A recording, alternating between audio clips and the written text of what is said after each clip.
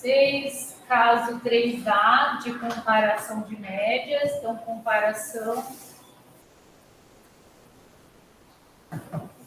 de médias.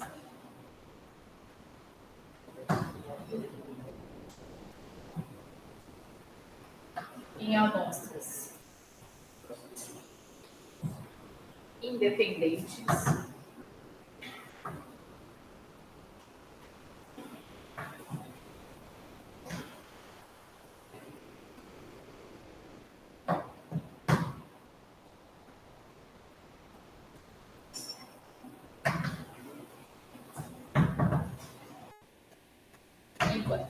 Então, mais um teste paramétrico, né, que a gente vai ver. Teste para comparação de médias em amostras independentes, então não é mais o caso pareado, e com variâncias desconhecidas, mas iguais. Então, vocês já podem imaginar que a gente vai usar o teste Take-Student, tá?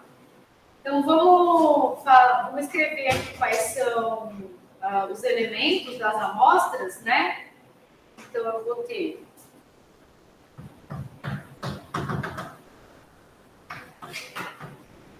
uma amostra aleatória de uma população, né? X, que tem distribuição normal, média mi e variância sigma 2. Bom, sigma 2 porque elas vão ter variâncias desconhecidas e iguais. Y1 até yn2, amostra aleatória de uma população, média mi y e variância sigma 2. E é o mesmo sigma 2 para as duas populações, tá? Então, a gente tem duas populações, as duas têm a mesma variância e a gente quer testar a igualdade de médias nessas duas populações. A gente tem a suposição de normalidade nas duas populações, e isso é importante, tá? E aí, para avaliar, então, se μx é igual a y contra μx diferente de y, a gente vai considerar parecido com na última aula, um D barra, que é x barra menos y barra, tá? Então, nesse caso, a gente vai considerar a diferença das médias amostrais, que a gente vai chamar de D barra, que vai ser x barra menos y barra. Como x tem distribuição normal e y tem distribuição normal, para a amostra x1 até xn1, x2 até y1 até yn2, a gente tem que o x barra tem distribuição normal, a gente sabe calcular a média variância dele, o y barra também tem distribuição normal. E daí a diferença de x barra menos y barra também tem distribuição normal. Com média mx menos mi y e variância sigma 2, 1 sobre n1 mais 1 sobre n2. Vou deixar como exercício essa variância aí para vocês, é só vocês abrirem a variância e lembrarem que as amostras são independentes, tá? Só que a gente tem um problema, o sigma 2 é desconhecido, então a gente tem que estimar ele, né? E o sigma 2 é a variância tanto de uma amostra quanto da outra. Então, a gente pode considerar um estimador que é chamado de variância combinada, ou se vocês procurarem, se vocês acharem em inglês, vai ser pooled variance, que vai ser uma expressão que vai combinar a variância amostral de x e a variância amostral de y, tá? Então, como sigma 2 é desconhecido, tá? Então, se você tem a mesma variância nas duas populações, e isso ou tem que ser dado no exercício, ou tem um jeito de testar, só que a gente vai ver um pouco mais para frente, teste para variância, tá? Aí você vai fazer o quê? Você vai combinar as duas variâncias amostrais, né? Da amostra de x e da amostra de y, daquela forma ali, essa é uma possibilidade, tá?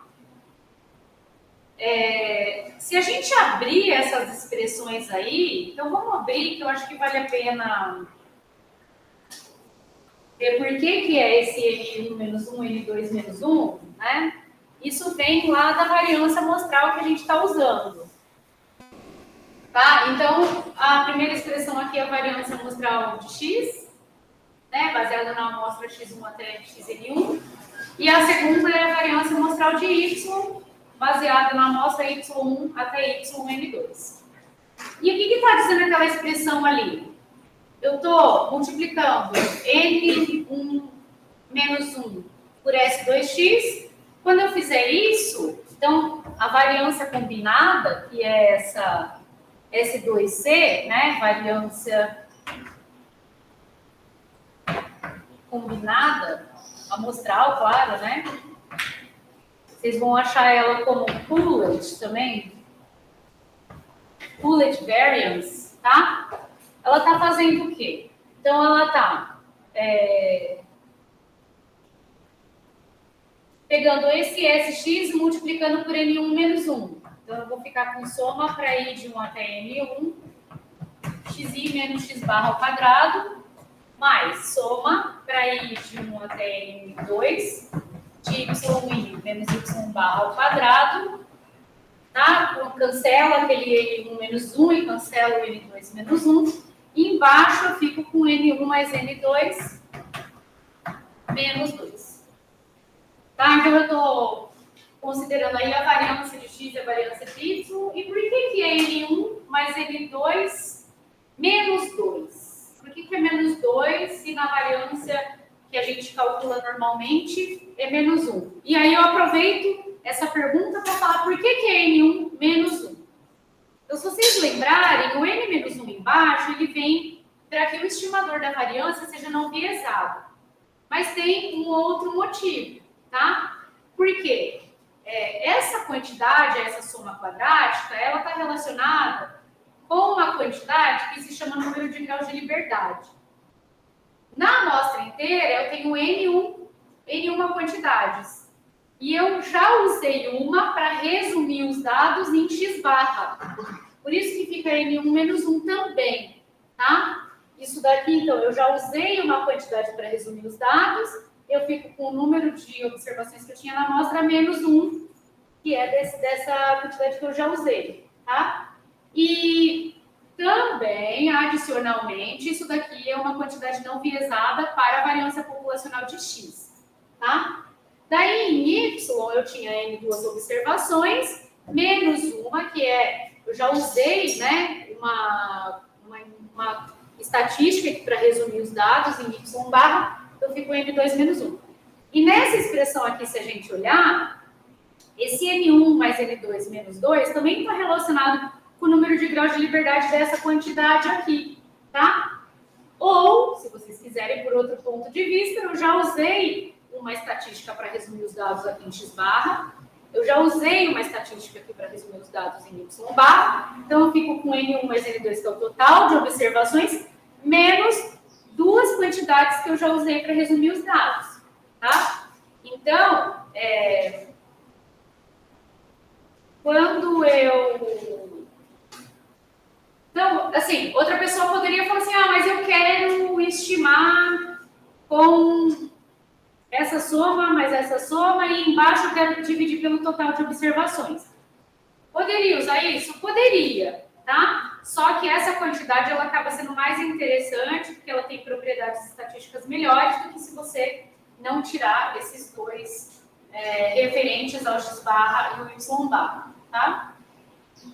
Isso, gente, é assim, se a gente tivesse num curso mais avançado de inferência, a gente ia escrever essas quantidades matricialmente, a gente ia ver por que fica N1 mais N2 menos 2, tá? Aqui para vocês, como é um curso de introdução à inferência estatística, eu vou simplesmente dar isso para vocês e vou esperar que vocês acreditem e usem, tá? Então, isso daqui é uma variância que combina a variância amostral de outra amostra e vai estimar o meu sigma 2, e aí eu vou usar a estatística até de student, tá? Então, a gente vai considerar, então, e consideramos.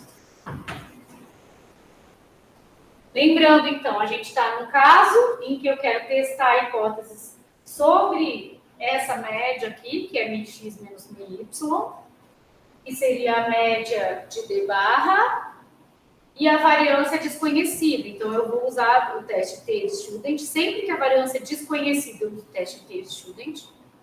Só que eu vou estimar esse sigma 2. Eu só estou falando para vocês como que a gente vai estimar o sigma 2, tá? Teve alguém que me perguntou, agora eu não vou me lembrar o nome, mas ele me perguntou e se a amostra for pequena e eu conheço a variância, eu uso T ou uso normal? Então, se a variância é conhecida, mesmo que a amostra seja pequena, você usa normal, tá? Você vai usar T quando você desconhece a variância e tem que estimar ela, tá? Então, como que era a estatística T? Ela era um x barra menos mi dividido por S sobre raiz de n, né? Aqui vai ser assim, d barra menos mi d dividido por desvio padrão sobre raiz de n, vai ser no caso G mais geral, vai ser assim, 1 sobre N1 mais 1 sobre N2. E sobre H0, tem distribuição T de student com N1 mais N2 menos 2 graus de liberdade. E o mi D é mi de X menos mi de Y, tá? Eu preciso decorar isso? Absolutamente não, né? Eu comentei com vocês já que tem uma tabela, daqui a pouco eu mostro essa tabela, que tem os casos. Então, tem o caso 1, que é T pareado, né? Que é quando eu tenho amostras dependentes. Tem o caso 2, que são amostras independentes, com variâncias conhecidas, daí eu uso normal. O caso 3A, tem amostras independentes com variâncias desconhecidas, mas iguais. Então, eu só preciso estimar o sigma 2 e uso o teste t-student. E o caso 3B, que eu vou só colocar aqui para vocês verem que é um pequeno monstrinho, né? Porque aí tem o grau de liberdade, vai ficar mais complicado. E eu só vou enunciar aqui e a gente vai fazer um exemplo desse 3A, tá? Então, na prova ou na vida, o que vocês vão ter que fazer? Primeiro, vocês vão ter que identificar que caso que você tem. É pareado? É independente? Tem variância conhecida? Tem que estimar a variância? São desconhecidas, podem ser consideradas iguais? Eu não sei ainda fazer teste de variâncias para ver se elas são iguais. O que eu faço? Calcula a variância das duas amostras e dá uma olhada, né? Se você tiver uma 5 e outra 25, tá claro que elas são diferentes, tá? A não ser que você tenha um caso muito especial, que a magnitude dos seus dados seja estranha, mas eu acho que aqui você vai olhar, uma deu 3,5, outra deu 3,7. Supõe que são iguais. Coloca isso, como você está resolvendo o exercício. Supõe que as variâncias são iguais, tananã, tá? Até a gente aprender a fazer teste de igualdade de variâncias. Vocês podem trazer uma folha de anotações para a segunda prova.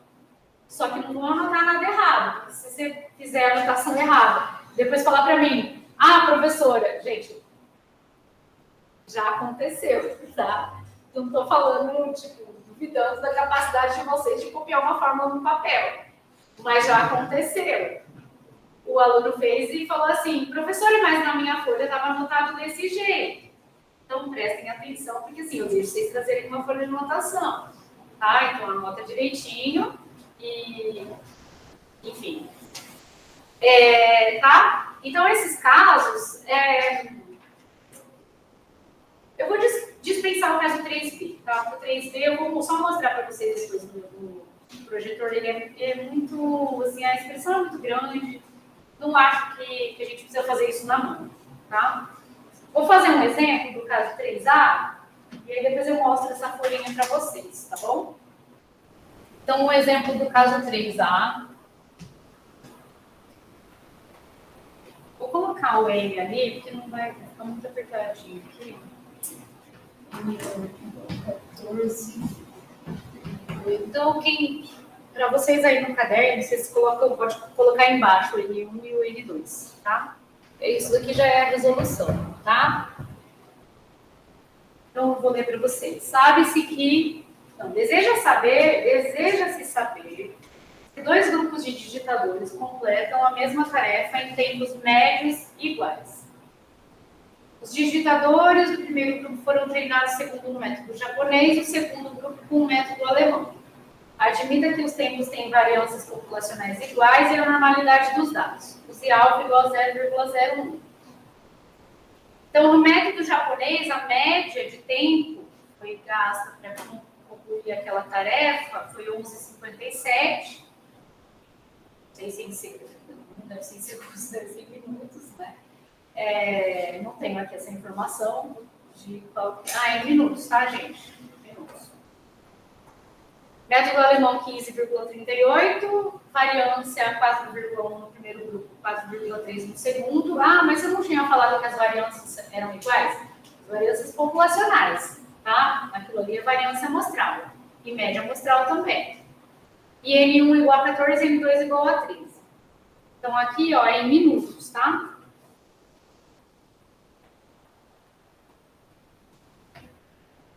E onde eu posso usar isso? Bom, vamos supor que você trabalha numa empresa, numa instituição que precisa, por exemplo, transcrever áudio de alguma coisa, isso é feito manualmente, tá? Então, por exemplo, o closed caption tem uma técnica específica para fazer a transcrição do que é dito, tá? Se vocês quiserem pesquisar, existe tem uma profissão que se chama estenotipista. Tem uma máquina que se chama estenótipo e não é um teclado do jeito que a gente usa no computador, mas a gente poderia querer testar, por exemplo, se um digitador que está usando esse estenótipo digita mais rápido do que uma pessoa usando um teclado convencional, por exemplo. Ou, como nesse exemplo aqui, um grupo foi treinado segundo um método e outro grupo foi treinado segundo outro método, e eu quero saber qual que é mais eficiente, tá? Enfim, isso pode ser estendido para diversas outras aplicações em que eu quero testar a diferença de dois métodos na eficiência para treinar pessoas de dois grupos, por exemplo. Aqui, gente, quem usou um método, quem foi treinado segundo um método, não foi treinado segundo outro método. Então, a gente tem amostras independentes. Foi dito no enunciado que as variâncias podem ser consideradas iguais, as populacionais, tá? Então, vamos montar o nosso exercício da seguinte forma. X1 até xn1 foi o tempo dos digitadores do método japonês.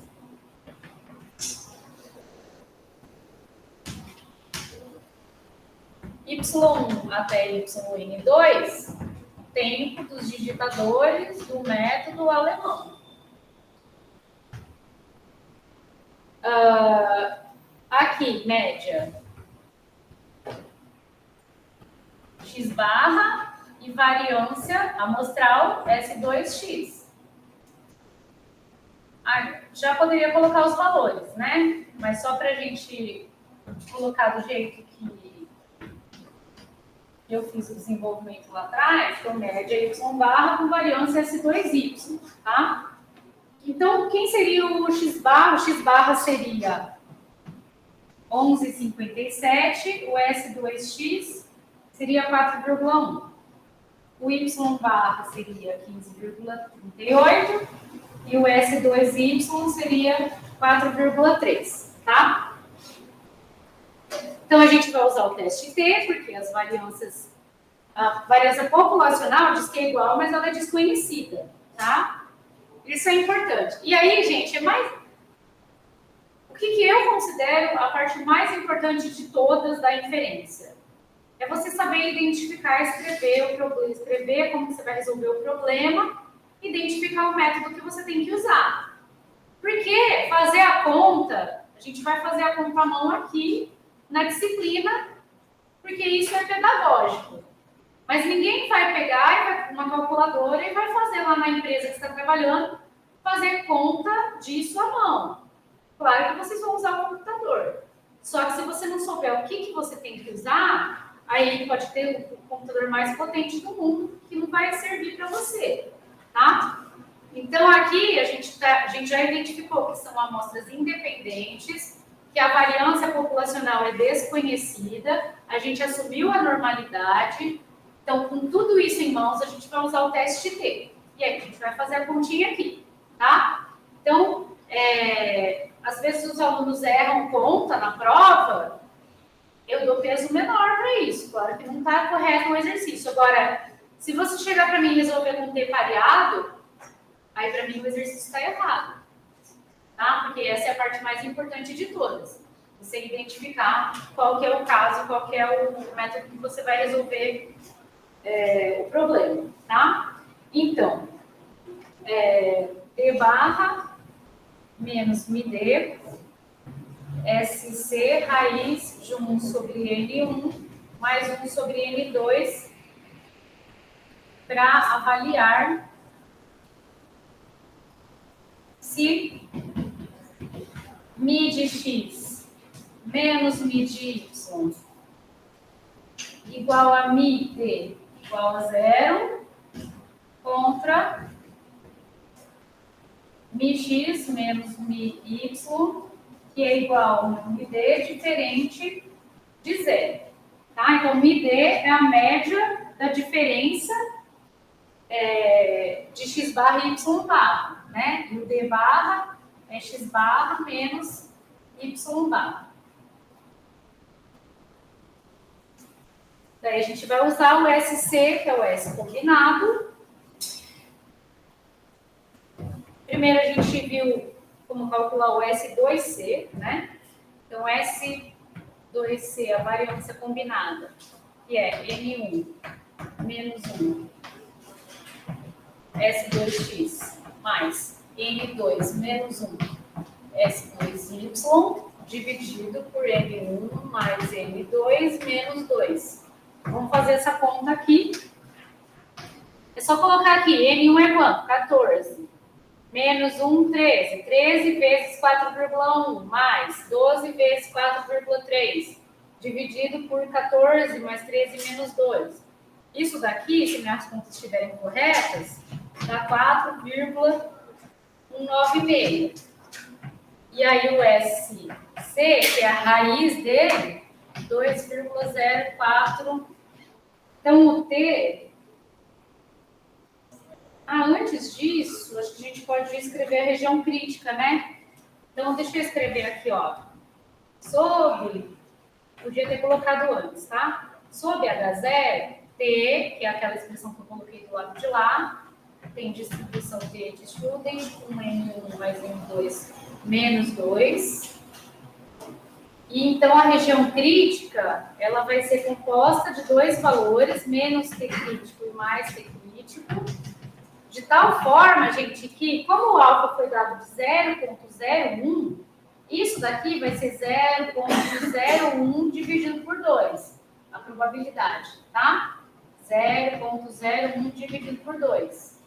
Então, a região crítica, que é a região de rejeição de H0, vai ser os valores de T, tal que T é menor do que menos T crítico, ou T maior do que mais T crítico.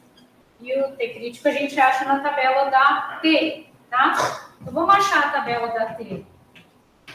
T menor. Se a gente pegar a tabela da T Student, com o P, como é P sobre 2 e P sobre 2, eu vou achar a coluna do P igual a 0,01 ou 1%, tá? E aí eu vou descer aqui até o número de graus de liberdade, que é 14 mais 13 menos 2, então 27 e 25. Então 25 com 0,01, 2,787.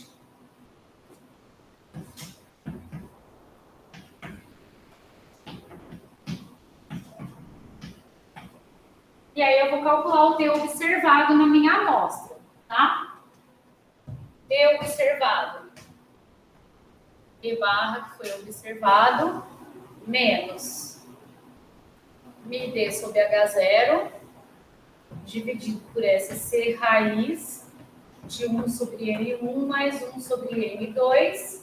Então, eu vou colocar sub H0, vou ficar com x barra menos y barra observado. Ó, como é observado, eu vou colocar x barra menos y barra, menos 0, que é sub H0, o S2, o SC. Vou fazer mais um passo assim, tá? 1 sobre N1 mais 1 sobre N2. 11,57 menos 15,38 dividido por 2,048 raiz de 1 sobre 14 mais 1 sobre 13. Ó, então, o teste que eu estou fazendo para avaliar se 11,57 de tempo médio em um método com variância 4,1 está longe o suficiente de 15,38 com variância 4,3 para eu dizer, então, se está longe o suficiente para eu concluir que os métodos são diferentes, tá? Está longe o suficiente para eu rejeitar que as médias são iguais, ok? Pode ir. Posso. Então, em um grupo foi observado o tempo médio 11,57, com variância 4,1. No outro grupo foi observado 15,38 com variância 4,3.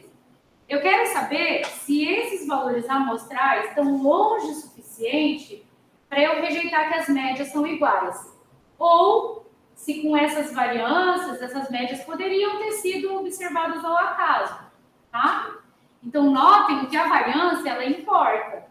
Por quê? A variância me diz qual que é a variabilidade comum dos dados, qual que é a variabilidade usual dos dados. Então, a variância, ela é usada no teste de médias, tá? Então, não é assim, 11,57 foi observado em um grupo e 15,38 no outro. Então, o método japonês é melhor. Não, vamos ver se isso poderia ter sido observado ao acaso, tá? Então, dado H0, vamos ver se poderia ter sido observado ao acaso. Como que a gente faz isso? A gente compara com os quantis da T. O alfa entra nessa jogada como? Aqui, ó.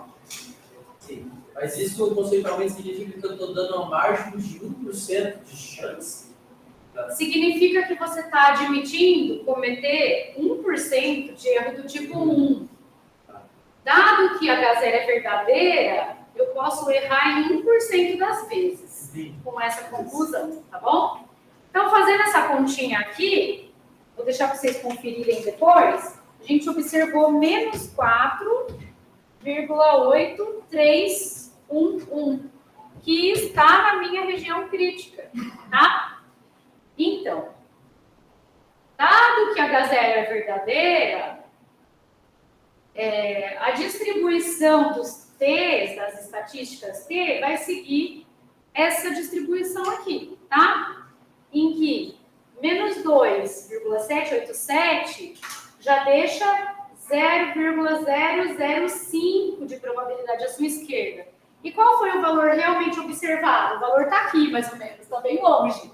Estou exagerando, tá, gente? Está aqui, mais ou menos, se a gente seguir assim, tá? Então, quer dizer, o valor menos 4,8311, ele era muito improvável de ser observado. Isso me dá evidência para rejeitar a hipótese nula. Então, a gente fez a conta, viu que menos 4,83 está na região crítica, que é a região de rejeição de H0, e, portanto, eu vou rejeitar que as médias são iguais, tá? Então, portanto, rejeito H0, os tempos médios são diferentes. Esse tempo médio aqui é o tempo médio populacional, porque o amostral é diferente, né? Oi? Por que ele vai ser o maior valor que a gente vai encontrar? Não. Para calcular o valor P aqui, que é o alfa estrela, vamos calcular então. Porque a gente precisa duas vezes a probabilidade do erro de 1, tá? O alfa estrela, nesse caso aqui, como a gente tem a alternativa diferente, a gente vai fazer duas vezes a probabilidade de uma T com 25 graus de liberdade ser menor do que menos 4,8. Ou 3, tá? Quer dizer, se eu continuasse aqui a minha T, ó. Se eu continuasse a minha T aqui, vou tentar fazer mais ou menos na escala. Tá o 0, que tá menos 2,7, menos 4,3 está por aqui mais ou menos. Tá? Então, se eu continuasse a minha T aqui, ó, eu ia calcular essa probabilidade aqui, a probabilidade dessa cauda aqui. Tá? Indo até menos infinito. Vou calcular para vocês. A T com 25 graus de liberdade, com menos 4,83 vezes 2. Tá. 0,000 2, 3, 4, 5. Tá? 5 vezes 10 a menos 5. Então, quer dizer, é um valor muito improvável de acontecer, dado que as médias fossem iguais. Então, ele calcula a probabilidade desse cara. Ah, gente, desculpa, não foi essa anotação que eu usei, chapéu. Perdão, foi estrela. Então, alfa estrela é 2 vezes a probabilidade de eu observar um valor mais extremo do que menos 4,83, que nesse caso dá 5 vezes 10 a menos 5. Quer dizer, se a hipótese nula fosse verdadeira, a probabilidade de eu observar menos 4,8 seria 5 vezes 10 a menos 5, um valor muito improvável de acontecer. Tá? Então, isso é um teste de hipóteses. Você supõe que uma coisa é verdade e você calcula a probabilidade de ter observado aquele valor da amostra se fosse verdade aquela hipótese. Então, esse valor menos 4,83, ele nos dá bastante evidência contra a hipótese nula. Ok?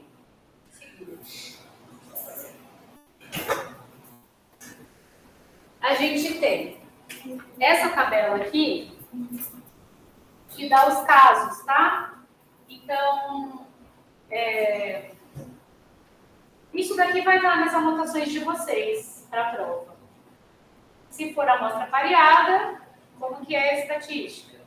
Essa daqui. Se for amostra independente, caso 2, com variâncias conhecidas, vai ser essa daqui. Se for amostras independentes com variâncias desconhecidas iguais, essa que a gente fez hoje. Se for amostras independentes, caso 3B, que a gente nem vai fazer, tá? Não vou fazer porque, olha, ele nem tá aqui. O teste é assim, só que o cálculo dos graus de liberdade é um pequeno monstrinho. Eu não vou colocar esse caso para vocês, tá? Eu acho que daí já é demais. Então, caso 1, 2 e 3A. Isso é para comparação de médias em duas populações, tá? Todas essas daqui precisam supor normalidade. E é isso. Aí, se não supor normalidade, aí se você for usar esses testes, coloca lá um TLC em algum lugar. Ó, eu estou usando o TLC para aproximar a distribuição do x barra, do d barra, pela distribuição normal, que aí está tudo certo. Ok?